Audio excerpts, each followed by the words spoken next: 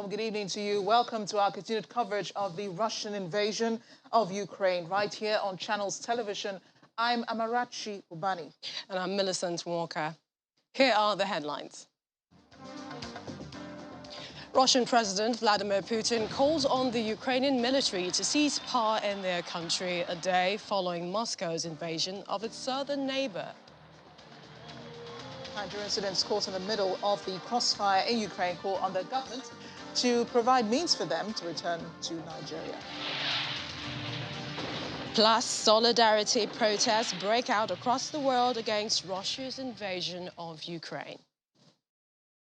Hello again, and we begin with President Vladimir Putin's address to Ukrainian troops putting up a fight against Russia's invasion of their country.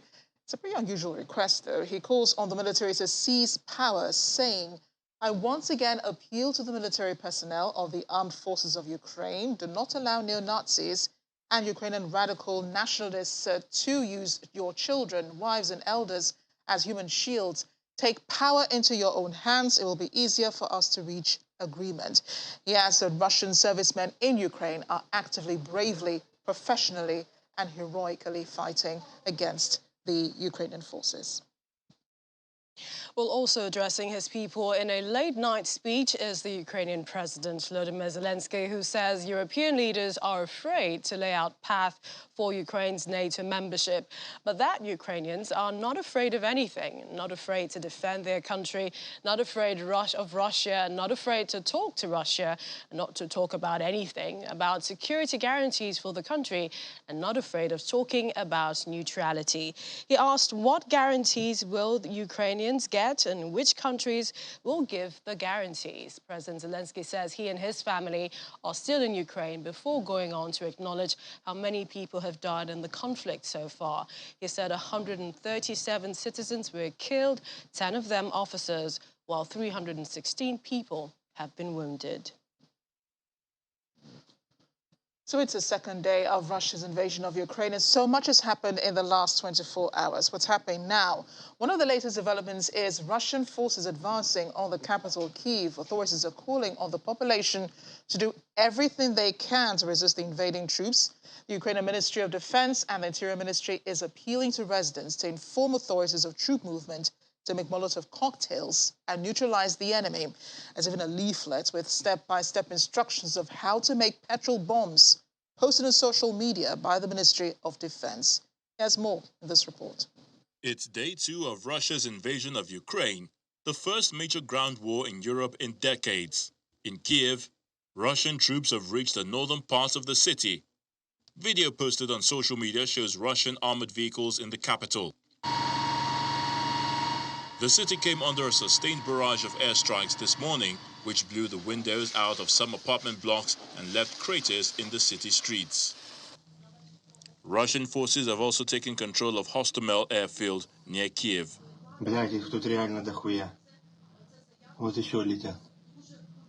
Russian troops seized Chernobyl as they have advanced along the shortened route. Russia's target appears to be capturing Kiev and toppling the government, according to US and Ukrainian officials. I'm not in a position to comment on exactly what's going on the ground at this moment, but what we do know, and part of the Russian plan has been to put Kyiv in danger, to assault the capital, to go after other major cities. We're seeing forces come in from the north, from the east, from the south, and that's all part of the plan that we've laid out for the world in recent weeks. One of the things that Vladimir Putin has done, starting back in 2014 when they first went into Ukraine, seizing Crimea, seizing a part of eastern Ukraine, is to totally alienate the Ukrainian people from Russia. Before 2014, actually, Russia was pretty popular in Ukraine. It had a 70% favorability rating. Right now, it's exactly the opposite, more than the opposite. 90% of Ukrainians now, if I can use the word, detest Russia and certainly detest President Putin. My prediction would be that one way or another, they will strongly resist any effort to take away their sovereignty, take away their independence, take away their government. Russia has invaded by land as well as the air and sea following a declaration of war just yesterday. According to the UK, at least 194 Ukrainians, 7 civilians have been killed across the country. Ukraine's defense ministry says more than 1,000 Russian servicemen have been killed in fighting so far. Ukrainian President Volodymyr Zelensky has vowed to stay put in the capital Kiev. He says he believes Moscow has marked him down as the #1 target amid Russia's invasion of his country.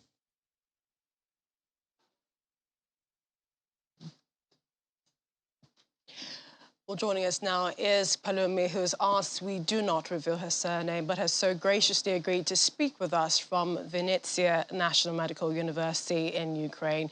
Palumi, thanks for speaking with us. How are you feeling today? Thank you for having us. We are moderately okay right now. For now. We are safe for now. Okay, so that's Palumi and other students, Nigerian students there in Ukraine. Apparently, you're still in school. We understand. Was that a choice of yours or because it's too dangerous to head out? I think it wasn't like a choice for us. The school didn't fully give us the authority or the go-ahead to go. And apart from that, it was just too fast. Looking for flights, gathering money. Not everybody had like enough money to book flights at that moment. So having to speak to our parents, to gather money, to send money, to book flights. It just happened so fast, and then when we were able to book flight, they cancelled it, and we had to stay back. So have you tried to leave Ukraine since the invasion? I mean, your town is, you know, quite, maybe a lot of people haven't heard about it. What's happening around you in Vinnytsia? Yeah, currently Vinnytsia is actually okay because we are about 3 hours away from Kiev, so we kind of safe.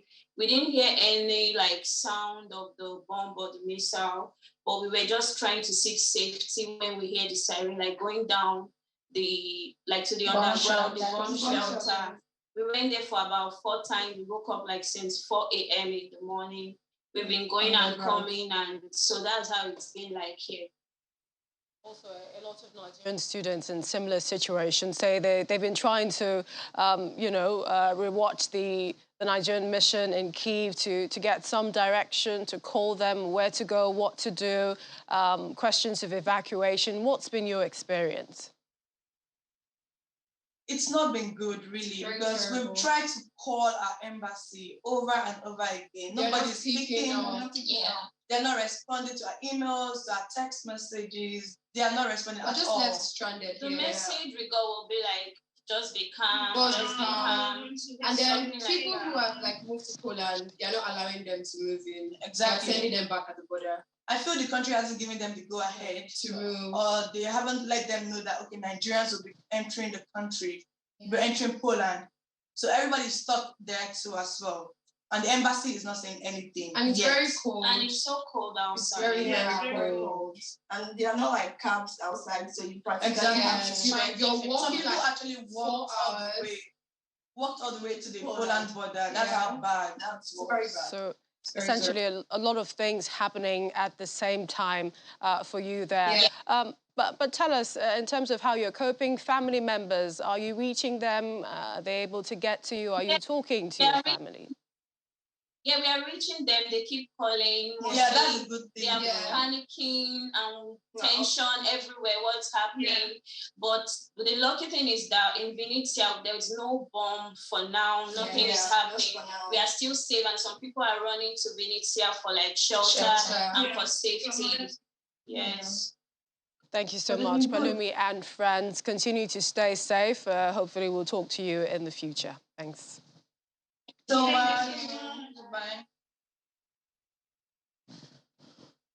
Palumi and her friends giving us an update on the situation in Vinnytsia, where, as reportedly, there have been no bombs or explosions. But earlier, my colleague Layo Adegoke spoke to another Nigerian who's trying to cross into Poland without success. The situation here is that today is very much peaceful. There were a few explosions, possibly a few kilometers away from here earlier this morning around 10 a.m. And then yesterday we had 2 different cases, 10 p.m. and also earlier around 4 p.m. But in all of the situations, as soon as we heard the sounds, we did rush down to the basement of the hostel here in the university, does have a bunker. In fact, we did spend the night there because of the severity, just to be safe. So yeah, that's what the current situation is. And the main reason why that was because there is a military school around 900 meters away from here. So that is the main reason why. That is possibly the reason why we had that situation, because the attack was mainly from there. So every other part of the city is pretty much being peaceful. I mean, there's also news coming from some villages around, but it doesn't really affect us much here. So far, we've only had 2 notable cases. The one from this morning was we weren't able to trace it to anywhere around us, so it's probably from somewhere far, but it was just very loud. Apart from that, we've been in contact with the Nigerian embassy. The Nigerian embassy, the first step of action they made was to create a form for us to fill with all of our information, just to kind of get an head count of all the Nigerian students here. And apart from that, they did release a statement, which the summary of it was just for us to be careful, for us to stay safe, for us to get in touch with our school administration and obey whatever instructions they're given, for us to try as much as possible not to travel. For most people who are on the other part of the country, not to travel towards the east. We're in the northeastern part, pretty much the east here. So we're just staying indoors. And there hasn't been any form of information about evacuation. I am aware that a few Nigerians, a lot of foreigners, including Ukrainians, have tried to get to Lviv and to get to the border to try to get into Poland, but so far, I heard that Nigerian students were not allowed access into Poland. So that is the current situation. The voice of a student in Somi National Agrarian University. There are many Nigerians willing to speak, but a lot of them are scared. Well, UN aid agencies say fuel, cash and medical supplies are running low in parts of Ukraine after Russia's invasion, which could drive up to 5 million people to flee abroad. UN Refugee Agency spokesperson Shabir Mantu says at least 100,000 people are uprooted in Ukraine after fleeing their homes since Russia launched its assault on Thursday. Several thousands have already crossed into neighbouring countries, including Moldova, Romania and Poland. Ashton Khan, UNICEF's regulation, a regional director for Europe and Central Asia, said so at the briefing. We had prepared jointly with UNHCR in terms of outflows of population, and we were looking at ranges of 1 to 3 million into Poland, for example. So I think really what we had contingency planned for was a scenario of up to 1 to 5 million, including all surrounding countries. But obviously the first point that we saw additional crossings was actually Moldova. 2 days ago, we've seen now Romania, we've seen some people into Hungary, and some people into Poland. So we have reported that we've seen, we're aware of reports of substantial movement within Ukraine, but also across borders. So our latest understanding of this is that there are more than 100,000 people who we estimate to have left their homes and may be displaced inside the country. And we're also aware of several thousand who have crossed international borders in the region. Watching Channels Television's coverage of the Russian invasion of Ukraine. Still ahead, more reactions from the superpowers, the United States and the UK. Stay with us.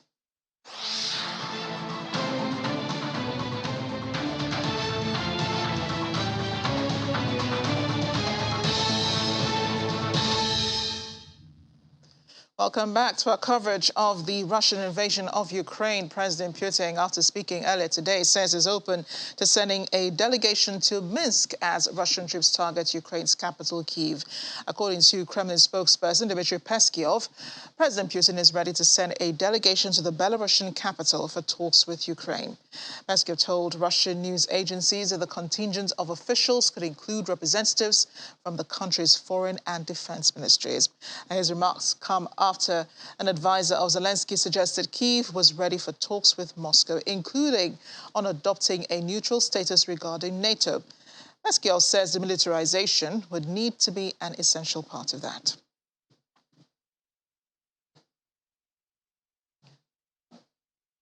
But the U.S. is a major player in the proclaimed war against Ukraine by Russia's President Vladimir Putin. Thursday was a horrific day for many Ukrainians in the United States and its allies as stand in strong support of sovereignty for Ukraine. Our Washington correspondent Maria Bird reports. Russia's declaration of war on Ukraine was no surprise to the United States government, as the U.S. President Joe Biden has been warning the world for more than a month that top-secret intelligence suggested that Russia's invasion on Ukraine was imminent. The U.S. government has been working with the EU and other allies for weeks to devise a plan for sanctions on Russia if and when the invasion occurred. Putin is the aggressor. Putin chose this war, and now he and his country will bear the consequences. Today, I'm authorizing additional strong sanctions and new limitations on what can be exported to Russia.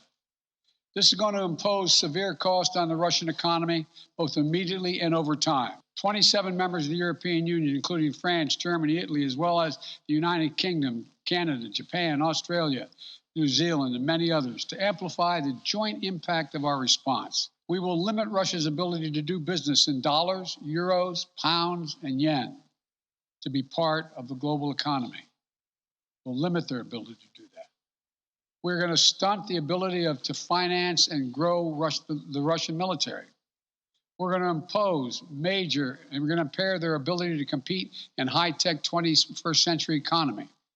We've already seen the impact of our actions on Russia's currency and the ruble.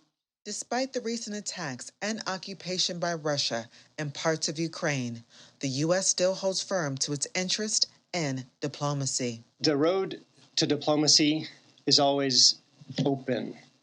Diplomacy is never dead. But in the current circumstance, in the immediate aftermath of an invasion, that option is not available. Right now, we're imposing severe consequences on Russia for its decisions.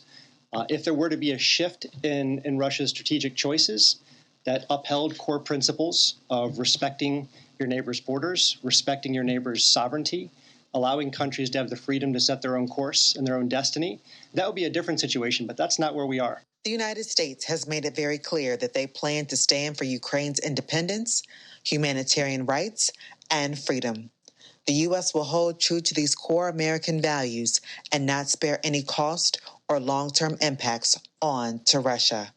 From Washington, Maria Bird, Channel Television News. Maria joins me now from Washington. Maria, the U.S. had predicted, one of the first countries to predict this invasion by Russia into Ukraine. So did it come as a surprise to many Americans that the Russian president finally ordered troops into Ukraine?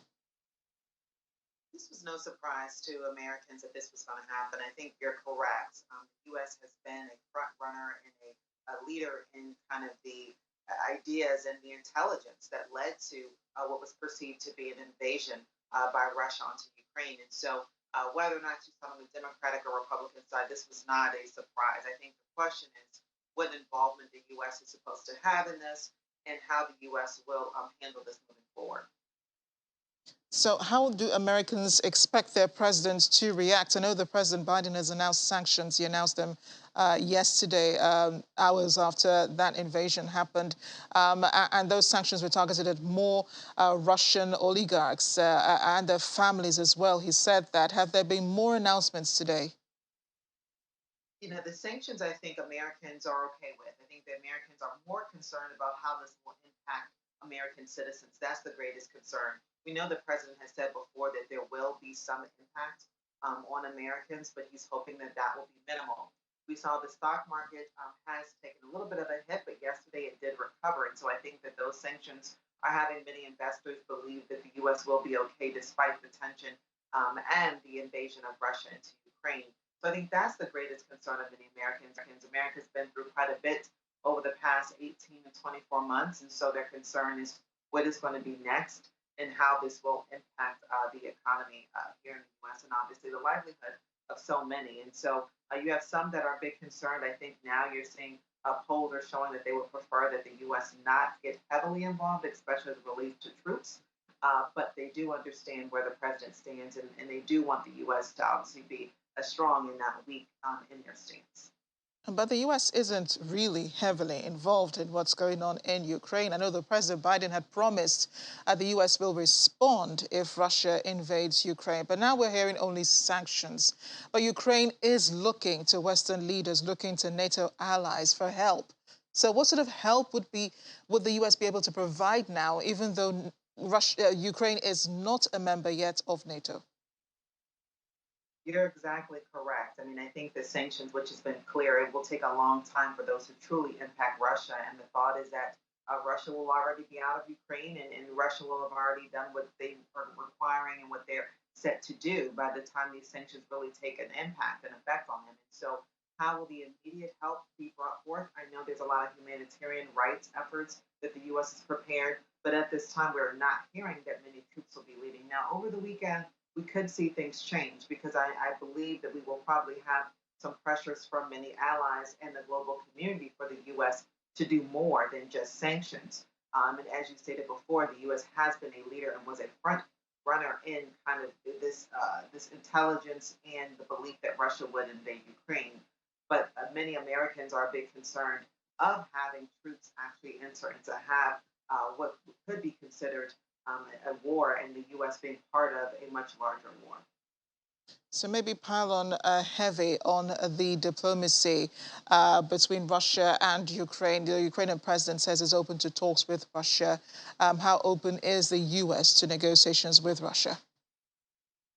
The U.S. has obviously wanted diplomacy from the beginning, and I think the U.S. is never going to close the door to diplomacy.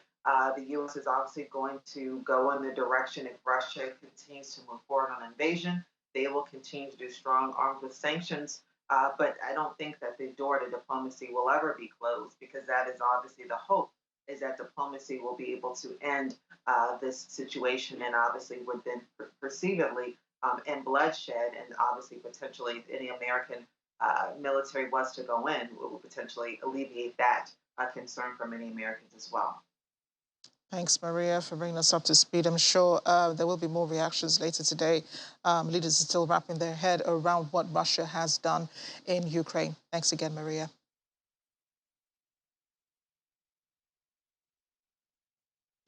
All British and NATO troops must not play an active role in the Ukraine conflict after Russia's invasion, Armed Forces Minister James Happy said today, adding that the risk of miscalculation in such a scenario could become severe.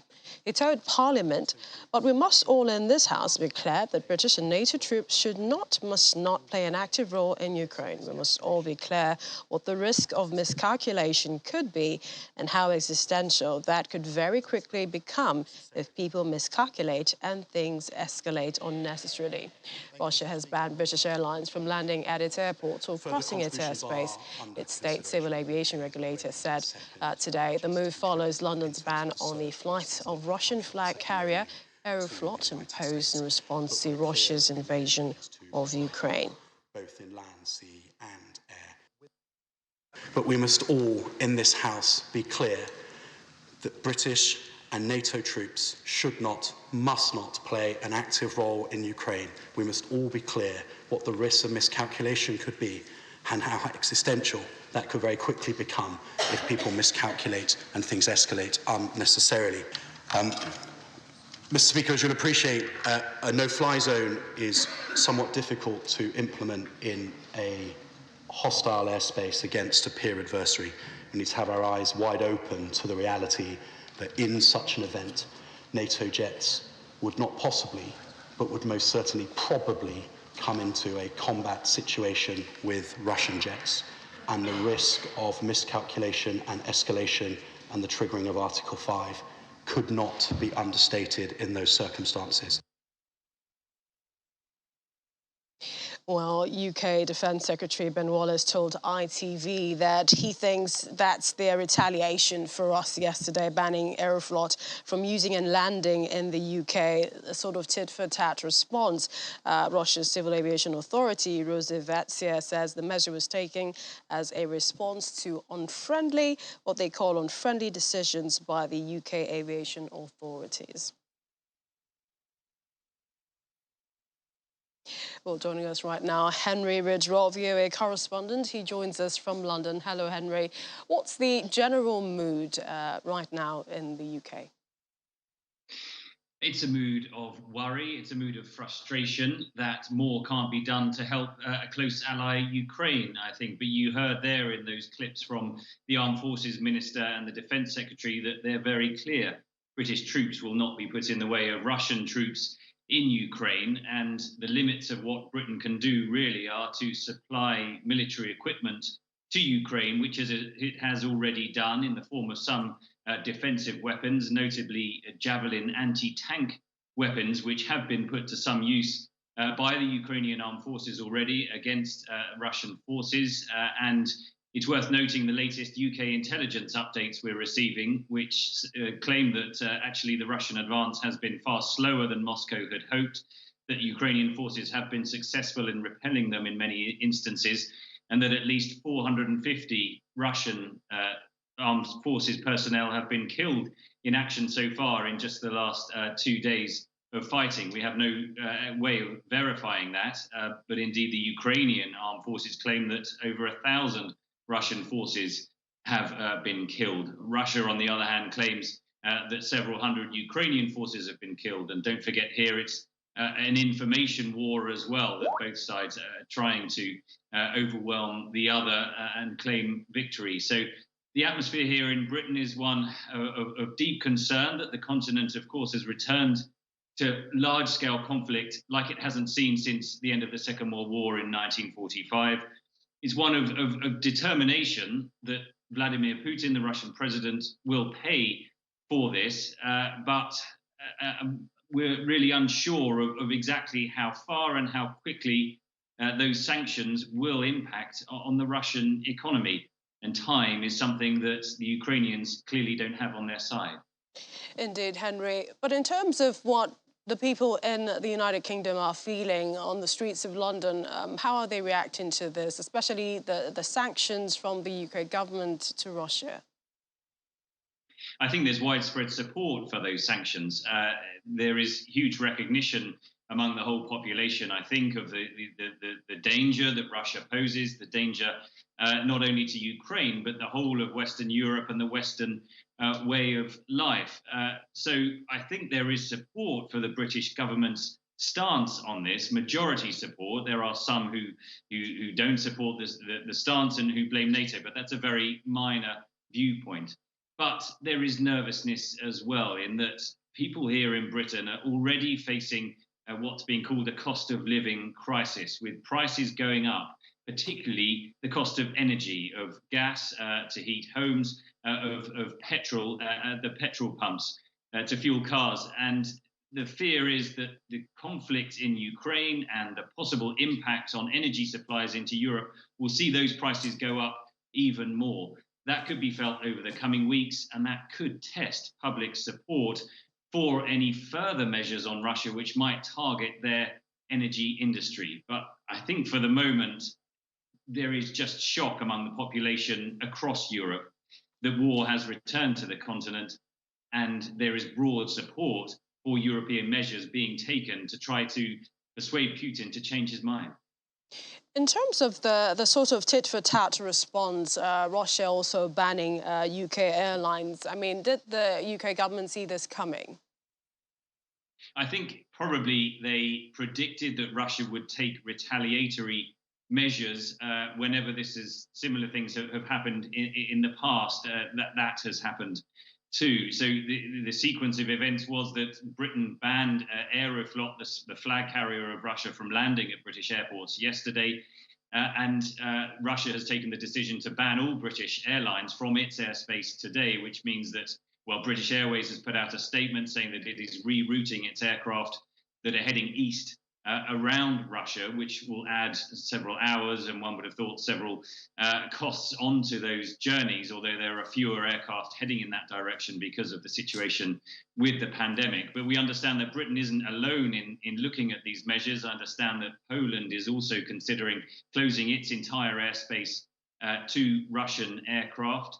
And that could spread to the rest of Europe as well. Those discussions are underway as we speak in Brussels among ministers. NATO state leaders are meeting virtually as we speak as well, and they will take different measures we'll hear about later on that will involve the positioning of further troops on the eastern flank and possibly the arming of Ukraine in some bilateral members by some member states. So we are expecting day by day the Western response to ratchet up. That could include banning all Russian airlines. That could include further sanctions on oligarchs close to President Putin. It could also include throwing Russia out of the SWIFT payment system. We've heard a lot about that. That's a messaging system, essentially, that makes it far quicker and easier for bank transfers. If Russia were to be thrown out of that, it could impact the economy there quite deeply. So there are further measures that can be taken, and Europe has promised that it will ratchet them up as Russia's military action in Ukraine continues.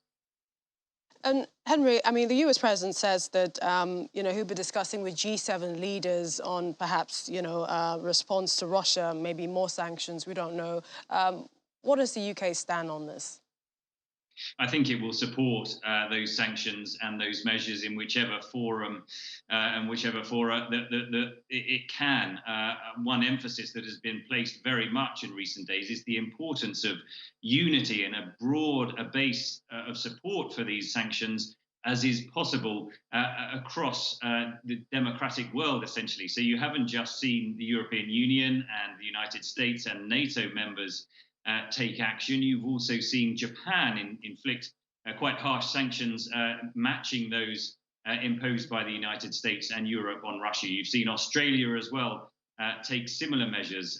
The British Foreign Secretary is today engaged in conversations with other countries, including many African countries, India as well, even China as well, to try to get them to further condemn Russia's actions, to make the point that this is an attack, an unprovoked attack on a democratic state, and to possibly involve them in sanctions as well. It remains to be seen whether those other countries will indeed take action against Russia, but I think Britain will be at the forefront the G7 and in NATO and with its European allies, despite it having left the European Union. That defence relationship is still strong.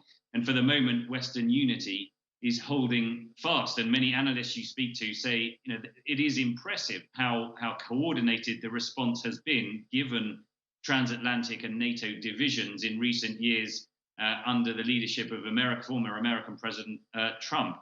But there is a caveat to that, in that this is not a conflict that is going to be ended in days or weeks. This is going to take months. This is going to take years. Indeed, the effects of this Russian invasion are going to be felt, across the world for many decades. And the question remains, does the West have the resolve and the determination to see through these sanctions and to follow through on this isolation of Russia in the coming months and years as the economic impact is felt not only in Russia, but around the world as well, in terms of energy prices, the price of wheat, and many other commodities and the prices as well. So for the moment, Western unity is holding.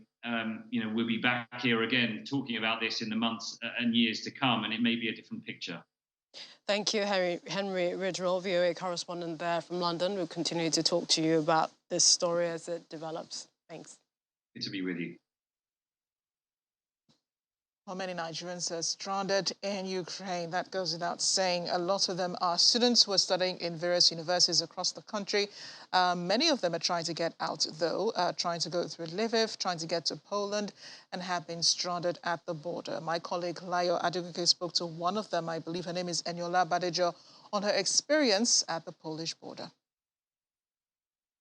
We're supposed to look for shelters. People were supposed to look for shelters. Ukrainians were meant to look for shelters where they could stay, underground shelters. And it was really like I could feel my adrenaline rushing at that moment because it felt so real. This was just a drill at the moment. It wasn't the real thing, and I was already feeling scared and all.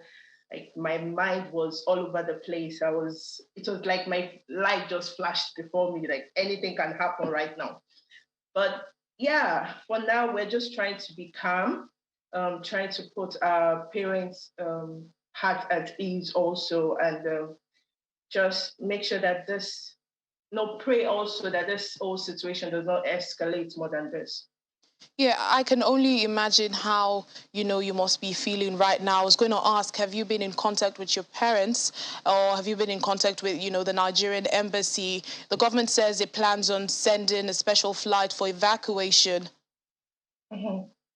Yeah, so I've been in contact with my parents. I talk to them almost every day. My sisters, they check up on me every day just to know how I'm doing in terms of food and also my safety, like where I am, making sure that there's no cause for concern. And when it comes to the evacuation process of the Nigerian president, between today and yesterday, to be honest, I've joined a lot of groups, a lot of African groups, to get information, to be able to know what's going on. And I've filled a lot of forms talking about this whole evacuation. I hope it happens as soon as possible because, man, I'm fearing for my life, to be honest. So, yeah. It is indeed a fearful situation, but we understand some people, are trying to reach the border at Poland, the Poland border. What are you hearing at this time? Yeah, when it comes to people going to the Poland border, for some people, they use this opportunity to spread rumors. So we don't even know which information is true, which information we should go with, or which one is right. Like, it's becoming very, very confusing. Yes, I want to save myself as much as possible. If Poland is the right thing for me to do right now so I can go back to Nigeria and allow things to die down, then I would like to take it. But people are using media for the wrong things, spreading wrong information, rumors and all, and it's really, really becoming a problem for us. We don't know which is right anymore.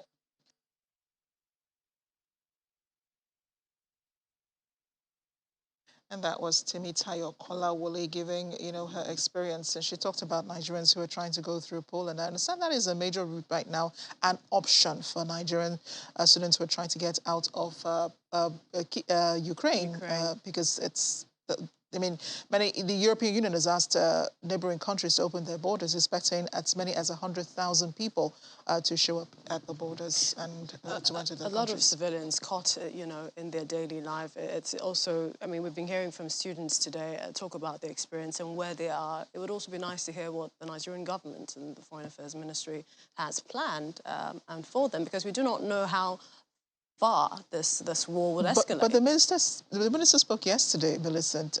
He did say, there are plans to evacuate those who want to leave Ukraine. But right now, the airspace is closed. Not sure that neighboring countries have their airspace open as well, because this situation is quite volatile. Can't predict what's going to happen next. But when we come back after the break, a look at global protests. They started first in Russia, but now spreading to major cities across Europe. Stay with us.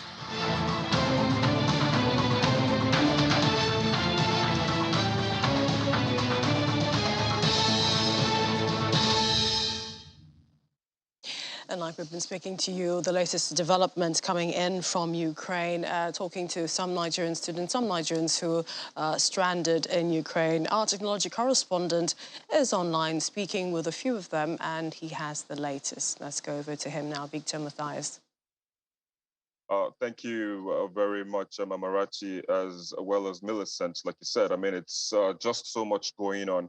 And I've been monitoring that as well online. We're having this Zoom meeting right now with Nigerians in Poland, in Ukraine, some who have been in Poland before and are now back in Nigeria. But it's just been a potpourri of conversation and, and reactions as well. So the Zoom is streaming as well on our Facebook page right now. It's also streaming on YouTube, so people can go watch, and they're dropping comments. People are complaining about their inability to get tickets, to get transportation from one point to the other.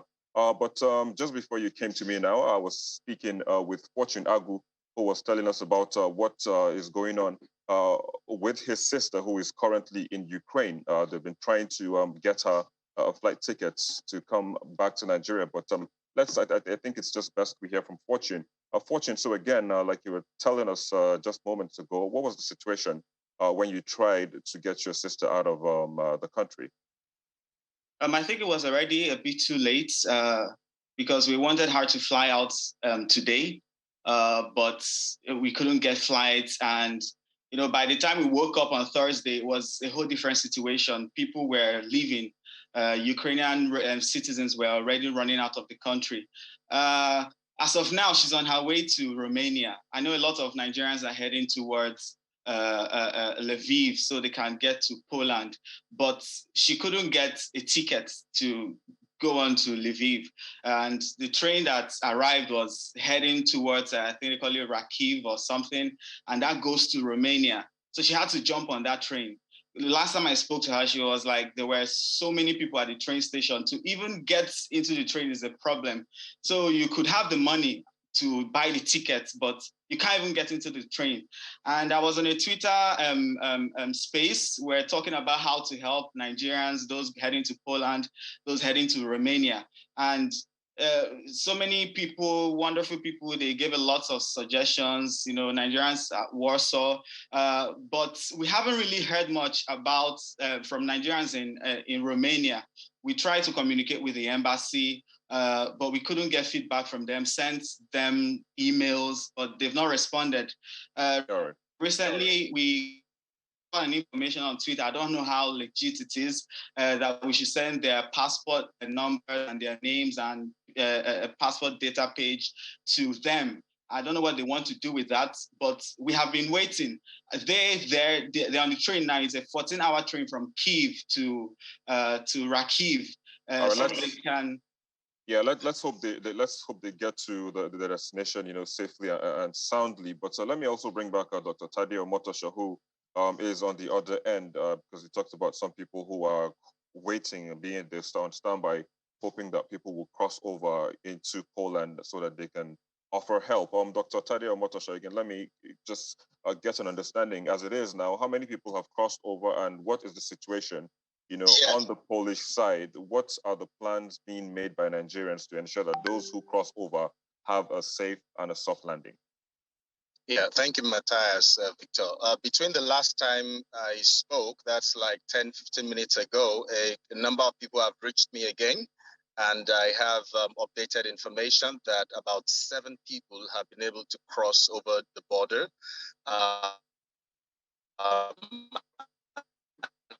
They are currently, and of course, like you would imagine, there will be need for some, documentation. There will be need for. I'm afraid we're losing his thoughts. That's due to them internet. To provide.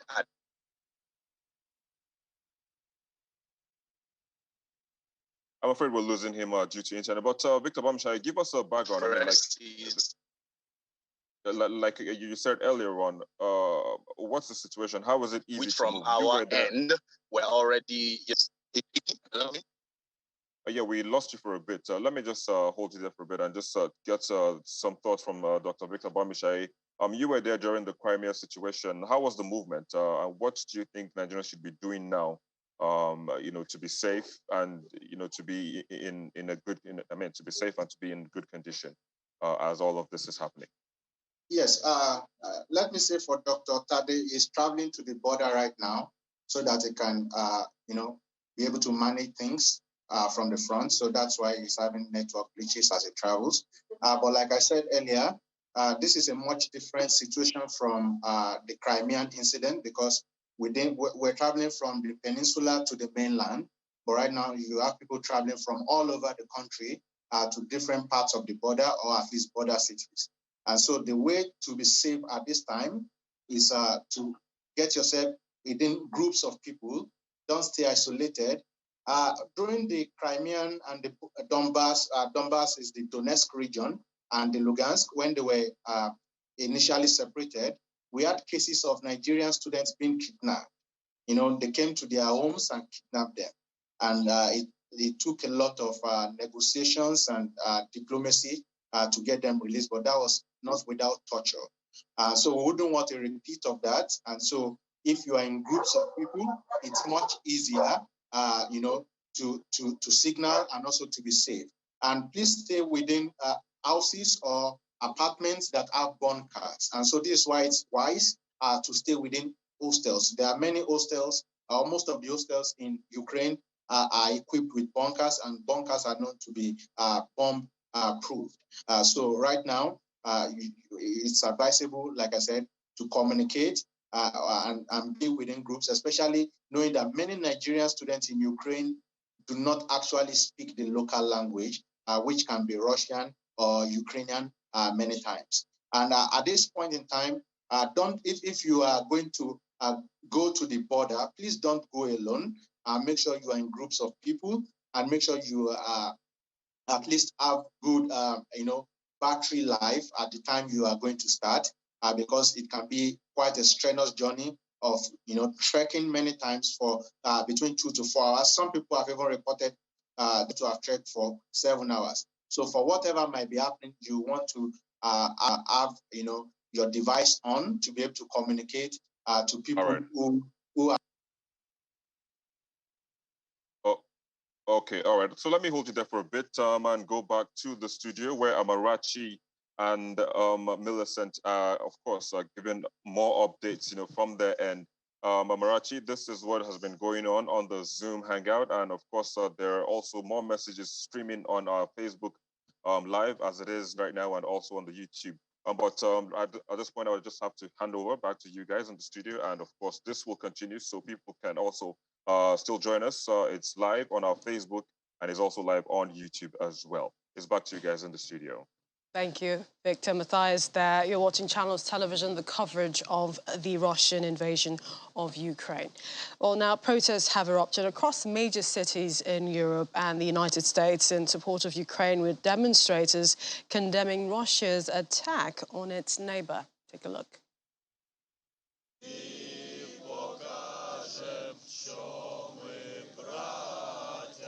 From Toronto to Sydney and New York, protesters gathered at public places and outside Russian embassies with one clear message: stop the war, stop Russia. Russia's invasion, the biggest attack on a country in Europe since World War II, has left many Ukrainians abroad fearful for the safety of loved ones still living in the Eastern European country. Strong! Slava Ukraini! I'm so nervous because I'm far from home, and now we have full-scale war with Russia. Russia invaded our territory. There are lots of Russian troops in my country, so it's so difficult to be far from home, and I can't defend my parents, friends, everyone who I love. Crowds also gathered in Sydney's streets to protest the invasion of Ukraine by Russia, calling on Western nations to do more to prevent further bloodshed. Wake up! The world, wake up! World, wake up! Demonstrators held placards, waved Ukrainian flags, and chanted in support of Ukraine, despite wet and rainy conditions. Ukrainian citizens living in Turkey demonstrated near the Russian consulate in Istanbul for a second day as they pleaded for help from Western countries. We want Putin to get away from Ukraine. We want our Western partners to help close the sky. We can deal with them on the ground. We need to help close the sky. It is our country. We don't need Putin saving us from us. We are democracy. We are fighting for all the democracy around the world right now. We are fighting from dictatorship there. Please help us now. Let's speak to Foreign Affairs analyst, beg your pardon, Calvin Dark. Calvin has been with us through this journey up until now. Calvin, we've been talking about this severally on The World Today. We've spoken about it on different platforms, about what's currently going on in Ukraine and Russia finally invading. Terrible circumstances for the people there. And you're watching, people protesting across the world, calling on the Russian government to pull out the troops from Ukraine. What goes through your mind as you see, the numbers of people who have died and those who are trying to get out of the country and, the response by NATO and the UK and the US? Well, you're right. There's just so many different things to react to. Here in Washington, D.C., we've seen for the last couple of nights substantial protests, outside the Russian embassy and other places here. I was really struck by, when I was looking at the numbers, the thousands of Ukrainians who have gone into Poland, for example, and I couldn't help but contrast that with the way that migrants from Middle East and North Africa were treated not too long ago, although different circumstances, of course, with the visa situation, but it just, kind of reminds you how different folks are treated. I also think that one of the things that's really kind of hit me, and I think this is a good sign for U.S. intelligence, Western intelligence, is we heard in real time what Russia was going to do, how they were going to do it. We even heard when they were going to do it. Kind of reminded you of when there's a snowstorm or a storm coming up and the weather people are giving you like exact times of when it's going to happen. I think that's a good thing because the responses by the international community need that credibility. That what people are seeing, unfortunately, we were told last week with pretty accurate detail. And so I think that that's going to help counter some of the disinformation that Russia and some of its allies are putting out there. So, Calvin, what sort of help realistically can the U.S. give to Ukraine?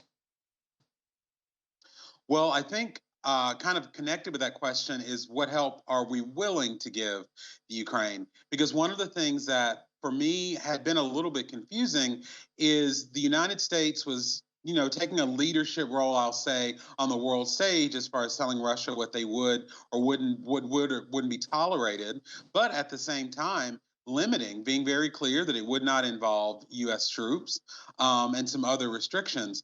So I think that the sanctions are important. There's a debate now exactly why tougher sanctions weren't implemented before or why they're not being implemented now.